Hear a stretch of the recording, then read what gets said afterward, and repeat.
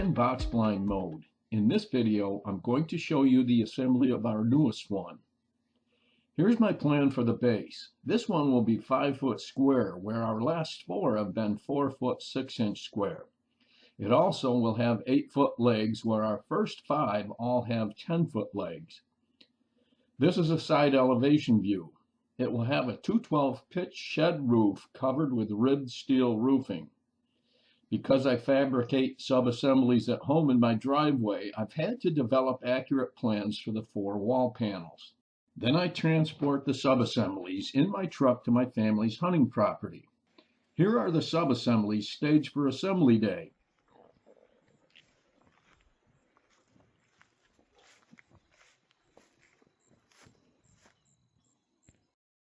This time around, I added the brackets, legs, and diagonal bracing to the transported floor assembly on the deck of a hay wagon.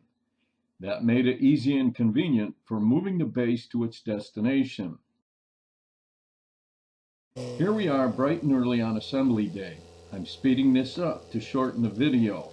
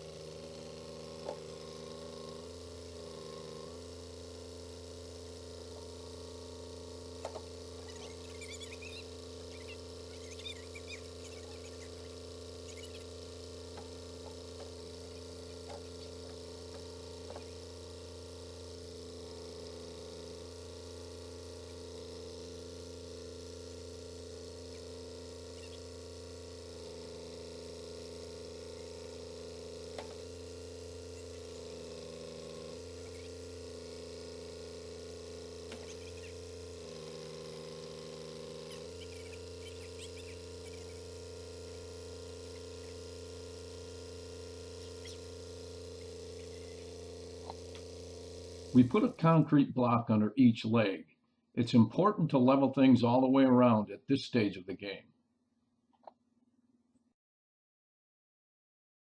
There are 4 of us for the wall panel work, which works out well.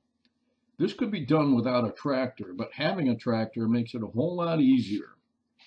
The wall panels are screwed through the bottom plate to the floor framing and screwed in several spots at the corners to tie them together.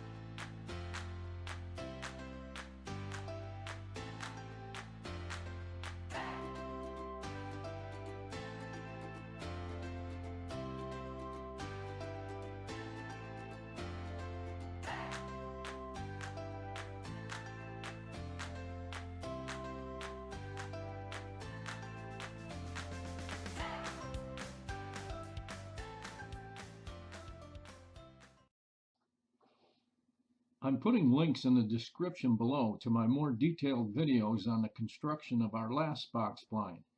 They include base construction, wall panel construction, how I make the windows, and assembly of the blind.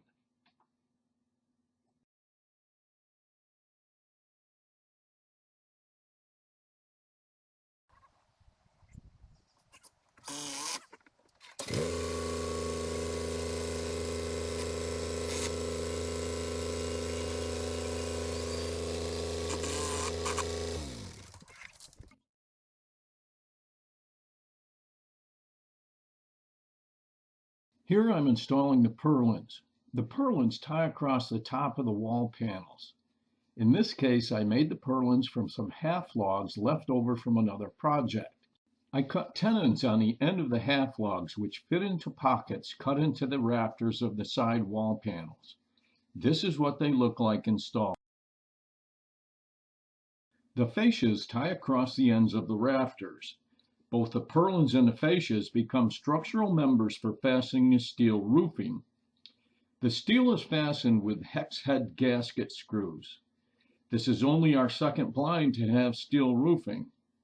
This time I sprung for the rake edge trim, which protects from water getting under the steel at the rakes and gives a clean finished look.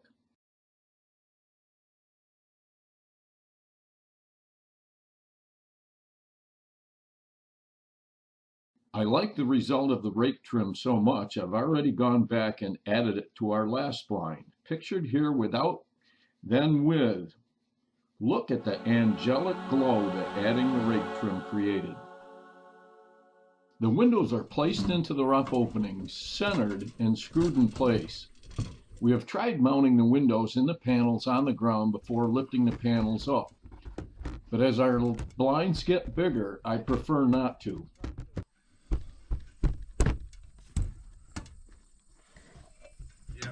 All right. One thing I did differently this time around during construction of the windows was I pitched the sills to help shed water. Also, the window sashes are divided this time because I had several cutoffs of plexiglass that I wanted to use instead of buying all new larger sheets. I'm cutting the bottom plate out of the door opening and replacing it with a tapered treated lumber threshold to pitch water away. We learned the hard way that this was necessary, and I've retrofitted our other blinds with the same thresholds.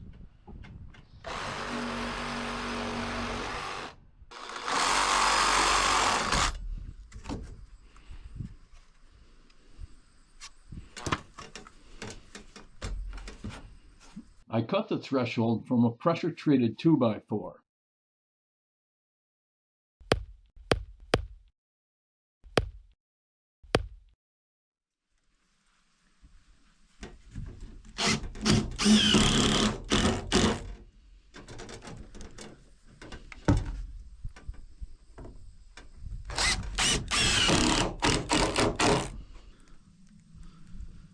Then I cut the angle of the threshold on the bottom of the doorstop and reattach it. The threshold directs water away from the blind instead of allowing it to pool on the bottom plate. Our previous ladders have always been basic 2x4 rungs screwed to 2x4 side rails. I'm trying something different this time. I used a router to cut dados in 2x6 side rails to accept 2x6 rungs or treads. I'm hoping this makes for a more durable and long-lasting ladder. Then a shelf, a mat on the floor, and my work here is done.